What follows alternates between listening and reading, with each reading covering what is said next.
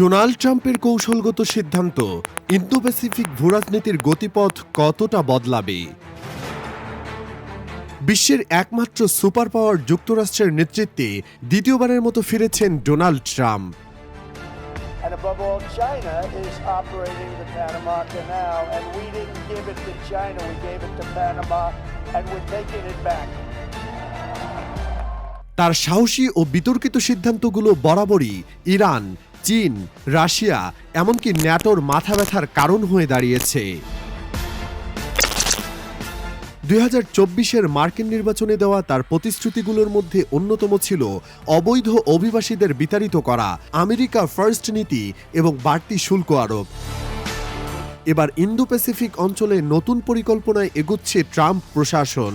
চীন ও ভারতের মধ্যে দ্বন্দ্ব সৃষ্টি করে আধিপত্য বিস্তার, বিরোধী দেশগুলোর সরকার পতনের নীল নকশা এবং বাংলাদেশের মতো দেশগুলোর উপর প্রভাব বিস্তারের চেষ্টা, এসবই সেই পরিকল্পনার অংশ। এতে বাংলাদেশ, পাকিস্তান ও শ্রীলঙ্কার জন্য তৈরি হচ্ছে নতুন বিপদ। ইন্দো প্যাসিফিক অঞ্চলের এই রাজনৈতিক সমীকরণ কিভাবে বদলে দিচ্ছে বিশ্ব পরিস্থিতি এবং সম্ভাব্য বিপদে কতটা সতর্ক বাংলাদেশ, জানতে হলে ভিডিওটির শেষ পর্যন্ত দেখতে থাকুন। চ্যানেলে নতুন হয়ে থাকলে সাবস্ক্রাইব করার অনুরোধ রইল।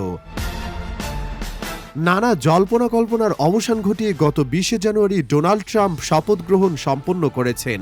অবাক করা বিষয় হচ্ছে তার কিছুক্ষণ পরেই ওভাল অফিসে বসে পূর্ববর্তী প্রেসিডেন্ট জো বাইডেনের 78টি নির্বাহী আদেশ বাতিল করেছেন এবং তার প্রতিশ্রুত আমেরিকা ফার্স্ট নীতির মাধ্যমে বৈশ্বিক রাজনীতিতে পরিবর্তন আনার প্রক্রিয়াও শুরু করেছেন।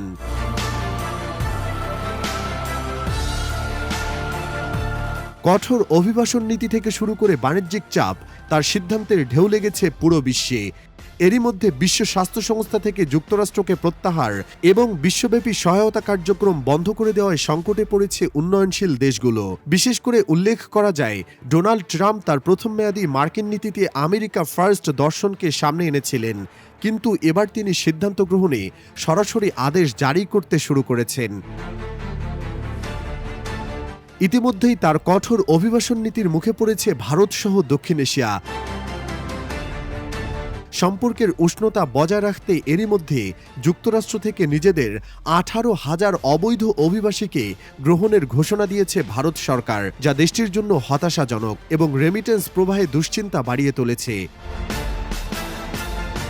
সাম্প্রতিক দশকে ইন্দো প্যাসিফিক অঞ্চল বৈশ্বিক রাজনীতির কেন্দ্রবিন্দুতে পরিণত হচ্ছে, কেননা পৃথিবীর মোট জনসংখ্যার প্রায় অর্ধেক মানুষ এই অঞ্চলেই বাস করে এবং বৈশ্বিক বাণিজ্য অনেকটাই নির্ভর করে এই অঞ্চলের উপর। গত কয়েক বছর ধরে এই ইন্দো প্যাসিফিক অঞ্চলে চীন, ভারত এবং যুক্তরাষ্ট্রের প্রভাব গভীরভাবে পরিলক্ষিত হচ্ছে।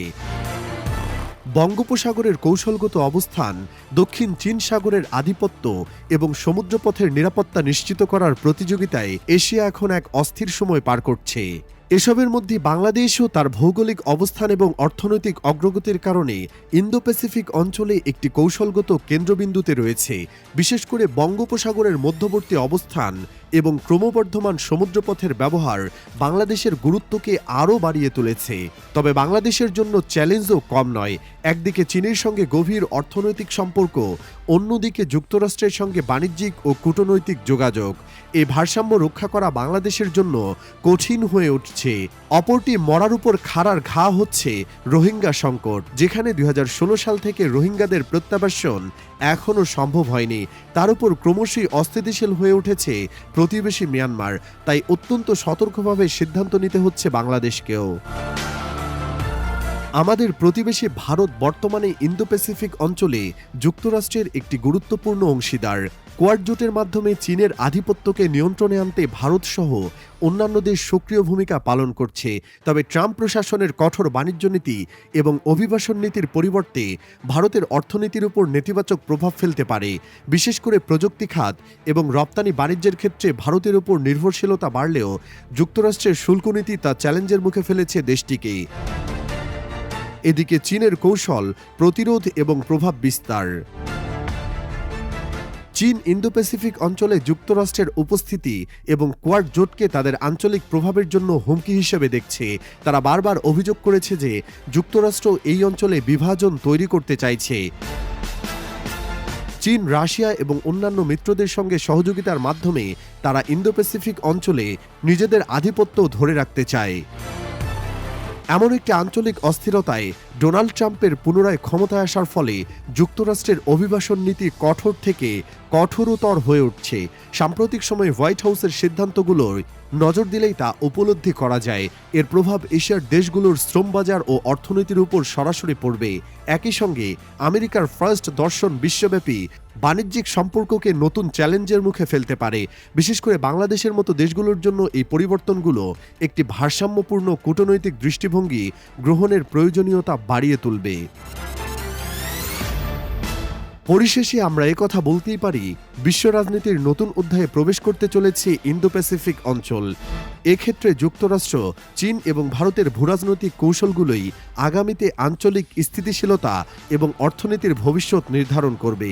তবে অত্যন্ত সতর্কভাবে ভারসাম্য বজায় রাখতে হবে আমাদের প্রিয় মাতৃভূমি বাংলাদেশকে। প্রিয় দর্শক, সাম্প্রতিক সময়ে শেখ হাসিনা সরকারের পতনের পর বাংলাদেশ ও ভারতের মধ্যে চরম উত্তেজনা বিরাজ করছে। একদিকে সীমান্ত সংকট, অন্যদিকে কূটনৈতিক অস্থিরতা, সব মিলিয়ে সম্পর্ক ভালো যাচ্ছে না প্রতিবেশী দেশ দুটির। এরই মধ্যে বিভেদ ভুলে বাংলাদেশ ও পাকিস্তান কূটনৈতিক সম্পর্ক বৃদ্ধি করেই চলেছে। তাতেই চিন্তিত ভারত সরকার। এ সম্পর্কে বিস্তারিত জানতে ইন্ড স্ক্রিনে থাকা এই ভিডিওটি দেখে আসতে পারেন। ধন্যবাদ পুরো ভিডিওটি শেষ অবধি দেখার জন্য।